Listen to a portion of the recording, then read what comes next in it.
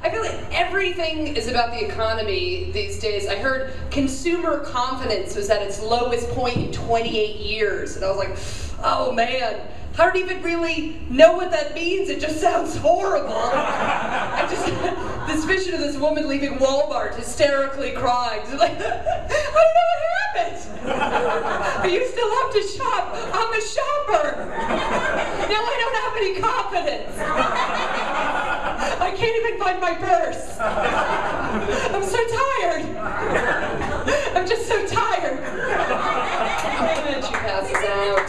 I think with the recession, people would just like wake up and be like, we have too much crap. Like there's too, like I was at the store, I went to get hair conditioner. There are 50 different types of hair conditioner, which is so unbelievably necessary. And even the labels are so excessive. It's like, is your hair dry? Is it damaged? Is it mangled? Is it exhausted? Is it desperate for moisture? Does your hair look like a tumbleweed? Is it poisoned? Is it cracked? Is it macabre? Are you dead inside? I just want to feel pretty. I don't know. I should read more. That's one of my New Year's resolutions. I tell you, I was at a bookstore recently, and when you really stop and take a look at all the books, there's actually like a lot of depressing books on the shelves, like books on, wars and plagues and poverty. But then I discovered the most depressing book of all time. It's actually in the cooking section. It's called Vegan Cooking for One. It's depressing. No dairy, no meat, no friends. Just screw it. Throw in the towel. The back of the book is, if you love Vegan Cooking for One, you'll love The Bell Jar by Sylvia Plath.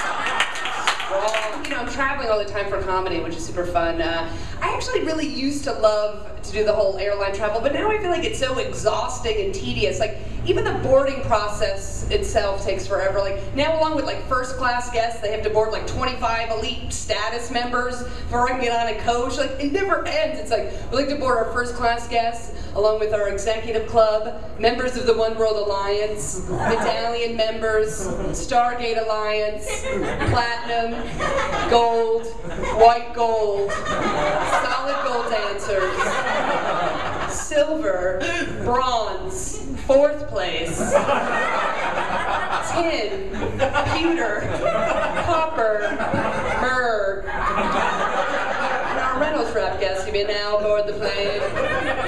20 hours later. I do have, I always get the turbulence in the airplane, and you're like, we're going down. That's what's going to happen, because I saw Lost, obviously. And then I think we're going to be marooned on an island. That's what's going to happen. And then I'm like, God, I need some life skills. Like, I don't have enough tangible life skills. Like, if you're a doctor, you're on the island, boom, you can help people immediately. Like, you're an engineer or carpenter, you can build infrastructure. What the hell am I going to do on the island? What am I going to go tent to tent? Hey, how's everyone doing today? Hey, sir, why are you crying? Oh, you probably could never see your wife again? Yeah, that sucks. But women, they don't stop talking. I bet you won't miss that. You know what I'm saying? It's just a little snippet of my set. I'm doing a full show at the Fire Pit at 7 o'clock if you want to check that out. You're spreading the flu, Bruce. Yes. Yeah, a lot of traveling, and it's all like, one fast food place after another on the road. I tell you, one of my favorites, we can stick an R on it, is McDonald's. Their ad campaign is fantastic. Have you seen this? There's a picture of an egg pointed to an Egg McMuffin, and it says, every egg's dream. Really? I would think every egg's dream is to be a chicken. Not to be eaten by some fat dude. You know what that means? At least point the egg to a chicken sandwich, give it its youth. Be a better feel-good ending. But traveling fast food, it really does a number on your sleep. I'm like the worst sleeper ever. I swear to God, a leaf could like fall off a tree 50 miles away. I'm like, what was that? Did you guys hear that? Is there someone in the house? Like, I cannot sleep at all. I've tried everything. The latest thing I've tried is to get a CD to go to sleep to. It's called Sounds of the Shore, and it's this like beautiful, you know, waves of the ocean crashing on the shore. And it didn't work. It didn't work because all I could think about is tampering with the CD, putting a voiceover, inappropriate voiceover on the CD. So just as the wave crashes on the CD on the shore, you hear, "Help! Help me! I seem to have drifted. I'm not a very strong swimmer." So that didn't work because people are drowning while I'm trying to sleep. That would be hilarious. Just to me. But I'm like, maybe I should just like try to go to sleep with the TV on. But it's just like one, obviously, news channel after another. I tell you, I think there's just too many news channels, and they're just trying to compete with each other to such an extent they're literally breaking news stories before they actually have the story. Like, you're like, is this happening? Like, the other night the reporter was like, breaking news story out of California, there has been a shark attack off the coast of California. I'm like, oh my God. She's like, at this point we don't know exactly what the circumstances were leading up to the event, who was involved in the shark attack, where the shark attack happened, and approximately what time the shark. I'm like, is this happening? And she's like, what we do know is that California is a state. It is bordered by water.